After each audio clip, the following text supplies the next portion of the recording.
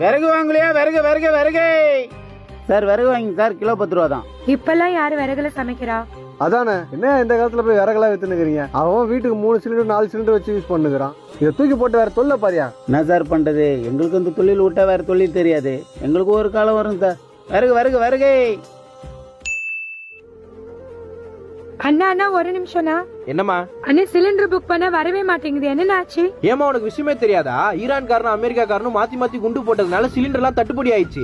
நீன்னு இல்ல, யார் புக் பண்ணாலும் சிலிண்டர் வரதுக்கு மாச கணக்குல ஆகுமா? சிலிண்டர் இல்லாம எப்படின்னு சமைக்கிறது? ஏமா நானே சிலிண்டருக்காரன், எனக்கே சிலிண்டர் இல்லன்ட்டாங்க. அதான் சமைக்க விறகு வாங்கிட்டு போறேன். நீ சமைக்க விறகு வாங்கிக்கோமா. என்னென்ன இப்படி சொல்றீங்க? நான் விறகு எங்கன போய் வாங்குறது?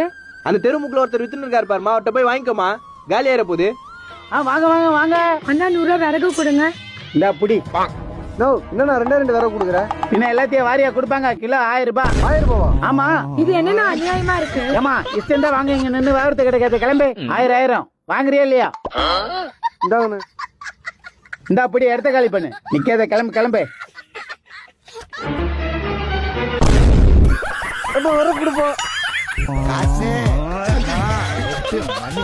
கொடை பிடிச்சி நைட்டுல கறக்க போற